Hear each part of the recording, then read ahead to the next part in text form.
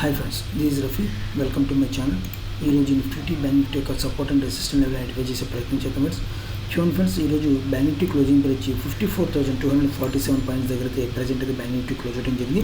Bank నిఫ్టీలో already previous day వీడియోస్లో ఒక సపోర్ట్ లెవెల్ రెసిస్టెంట్ లెవెల్ కూడా మీకు చెప్పడం జరిగింది. గత కొన్ని రోజుల నుంచి ఈ డైరెక్షన్లోనే మార్కెట్ ఈ కోణంలోనే మార్కెట్ ప్రజెంట్ అయితే హోల్డ్ అయి ఉందన్నమాట.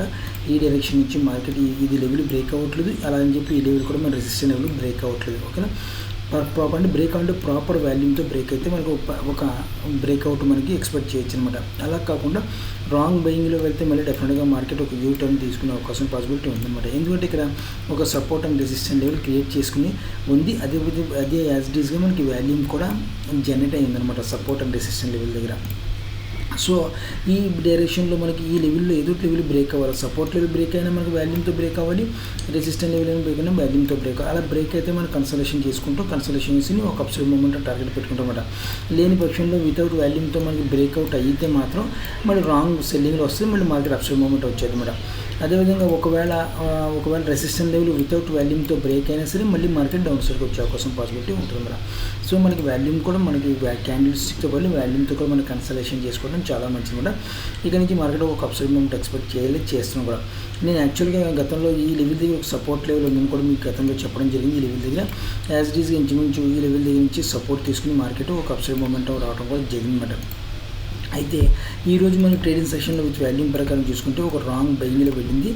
రేపు మాత్రం ఒక వాల్యూమ్ జనరేట్ చేసుకోవాలి. ఈ మూమెంటం ఆగాలి అనుకుంటే మాత్రం, ఎందుకంటే మనకి సపోర్ట్ లెవెల్ నుంచి ఉంది, ఇక్కడ ఈ సపోర్ట్ లెవెల్ నుంచి మార్కెట్ సపోర్ట్ తీసుకుని అప్సైడ్ మూమెంట్ ఉంది. ఈ సపోర్ట్ లెవెల్ మనకి ఇక యూ టర్న్ సపోర్ట్ లెవెల్ అనమాట. ఈ లెవెల్ దగ్గర వచ్చిన వాల్యూము రేపు వచ్చిన వాల్యూమ్ కొత్త కంపేరింగ్ చేయాలి. కంపేరింగ్ చేస్తే మనకి బ్రేక్అవుట్ ఎక్స్పెక్ట్ చేయొచ్చు అనమాట. బ్రేక్అవుట్ ఎక్స్పెక్ట్ చేయొచ్చు. అక్కడి నుంచి మార్కెట్ ఒక అప్సైడ్ మూమెంట్ 58,000 59,000 కూడా మనం ఎక్స్పెక్ట్ చేసుకోవచ్చు అనమాట. అలా కాకుండా ఇక్కడ రేపు మాత్రం ఒక రాంగ్ బయింగ్లో మార్కెట్ అప్సైడ్ మూమెంట్ వెళ్తే మాత్రం డెఫినెట్గా మళ్ళీ కొద్దిగా డౌన్ ఫాల్ వస్తుంది. రేపు అంచనా ప్రకారం గ్యాప్ అప్ ద్వారా కాకుండా అంటే గ్యాప్ అప్ ఓపెన్ అయితే ఒక పర్టికులర్ వాల్యూమ్ అయితే జనరేట్ చేసుకోవాలి. అలా కాకుండా ఫ్లాట్గా ఓపెన్ అయ్యి కొద్దిగా ఈవినింగ్ వరకు మనకి మార్నింగ్ ఆఫ్టర్నూన్ వరకు డౌన్ఫాల్లో ట్రేడింగ్ చేసుకుని ట్రేడింగ్ వచ్చి ఫ్లాట్గా ఓపెన్ అయ్యి డౌన్ఫాల్కి వచ్చి ఒక వాల్యూమ్ని జనరేట్ చేసుకోవాలి. ఒక వాల్యూమ్ని కంపల్సరీగా జనరేట్ చేసుకుంటే ఒక అప్సైడ్ మూమెంట్ ఎక్స్పెక్ట్ అప్పుడు వాల్యూమ్ మనకి జనరేట్ అవుతుంది అనమాట. లేని పక్షంలో ఒకవేళ వాల్యూమ్ జనరేట్ కాకపోతే మాత్రం డెఫినెట్గా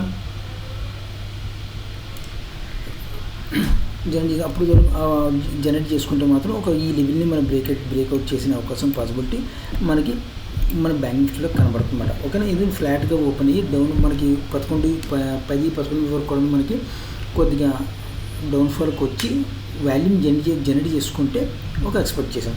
అలా కాకుండా ఒక ఫ్లాట్గా ఓపెన్ అయ్యి స్పైక్ మూమెంట్ ద్వారా వాల్యూమ్ జనరేట్ చేసుకోవచ్చు. లేదంటే గ్యాప్ అప్ ద్వారా ఒక వాల్యూమ్ జనరేట్ చేసుకుంటుంది. కానీ గ్యాప్ అప్ ద్వారా ఓపెన్ అయితే మాత్రం ఒక పర్టికులర్ పీరియడ్ పాయింట్ తర్వాత మనం చూసుకుంటే మాత్రం ఒక బిగ్ వాల్యూమ్ని మనకి రేపు జనరేట్ చేసుకోవాల్సిన అవసరం అంతే ఉంటుంది.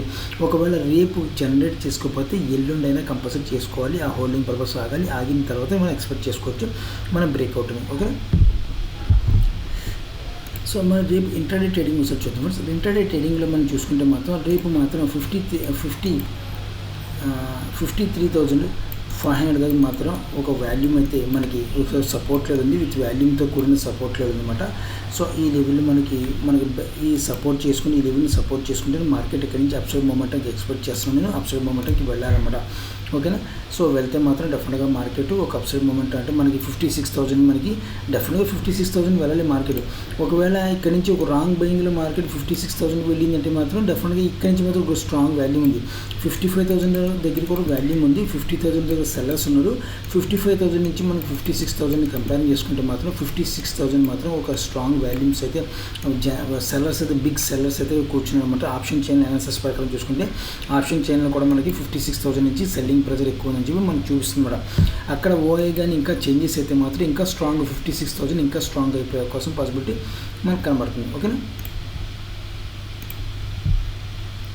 సో అయితే మనకి ఫ్లాట్గా ఓపెన్ అవ్వాలి. ఫ్లాట్గా ఓపెన్ అయితే మనకి లెవెల్ బ్రేక్ అయితే ఫ్లాట్గా ఓపెన్ అయితే మనకి ఒక అప్సైడ్ మూమెంట్ ఎక్స్పెక్ట్ చేయాలి. గ్యాప్ అప్ ద్వారా ఓపెన్ అయితే మాత్రం ఒకవేళ గ్యాప్ అప్ ద్వారా ఓపెన్ అయినా సరే మనకి ఫస్ట్ ట్రేడింగ్ సెషన్లో కొద్దిగా మనకి పుట్ ఆప్షన్ తీసుకున్నా సరే తర్వాత మళ్ళీ స్టెబిలిటీ తీసుకుని మార్కెట్ గ్యాప్ అప్ ఓపెన్ అయితే ఈ లెవెల్ దగ్గర సపోర్ట్ లెవెల్ క్రియేట్ అయిపోతుంది. ఒకవేళ మార్కెట్ 55,000 దగ్గర నుంచి 55,600 లెవెల్ 54,600 లెవెల్ నుంచి 55,000 వరకు గ్యాప్ అప్ ఓపెన్ అయినా సరే మనకి ఈ లెవెల్ దగ్గర సపోర్ట్ ఏర్పాటు అయిపోతుంది అనమాట.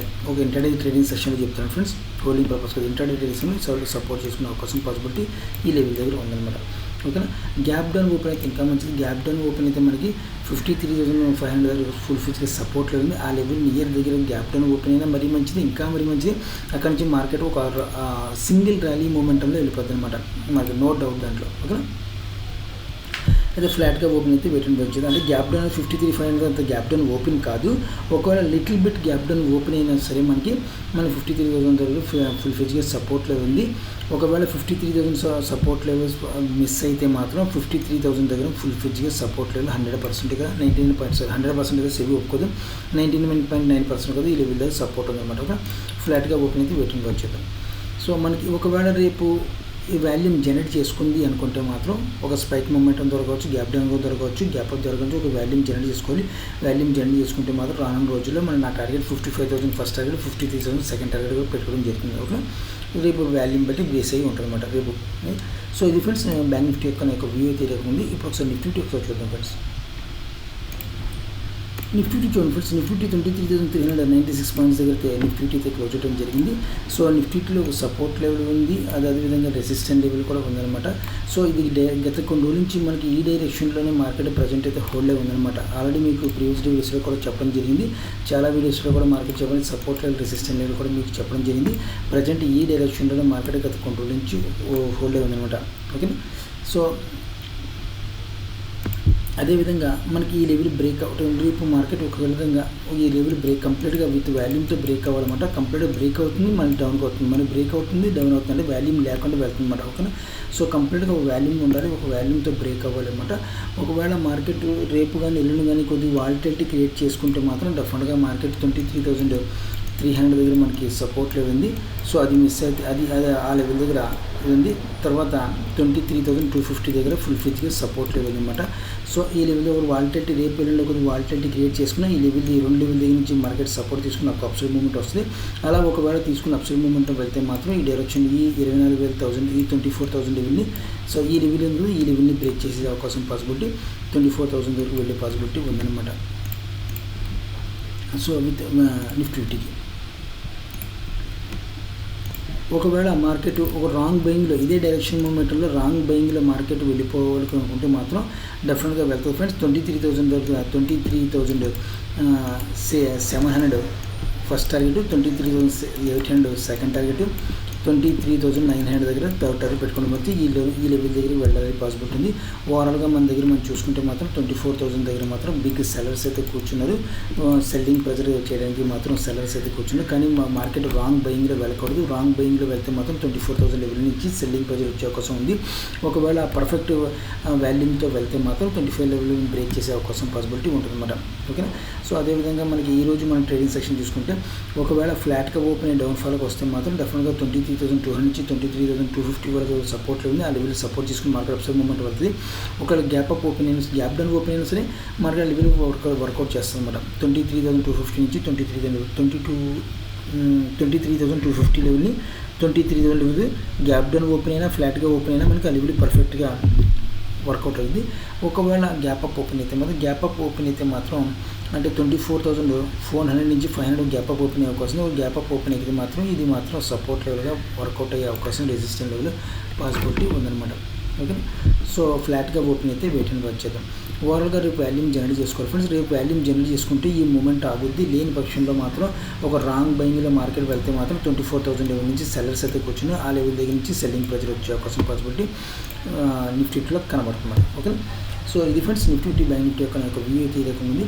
రేపు మాత్రం డెఫినెట్గా మనకి నా టార్గెట్ నిఫ్టీలో మాత్రం నా టార్గెట్ 2 or 3 డేస్లో మాత్రం 2 డేస్ రేపు అవచ్చు, ఎల్లుండి కూడా అవచ్చు. అంటే రేపు ఎల్లుండి 2 or 3 డేస్లో అనమాట నా టార్గెట్ మాత్రం నేను చెప్పిన టార్గెట్స్ అయితే వచ్చే అవకాశం పాసిబిలిటీ నిఫ్టీలో కానీ బ్యాంక్ నిఫ్టీలో ఉందన్నమాట. సో ఇది ఫ్రెండ్స్ నిఫ్టీ బ్యాంక్ నిఫ్టీ యొక్క నాకు వ్యూ తీరక ఉంది. మీరు కూడా ఆప్షన్లో ట్రేడర్స్ జాగ్రత్త ట్రేడర్స్ ఆశిస్తున్నాను. నా వీడియో వాచ్ చేసిన thank you friends. Thank you very much.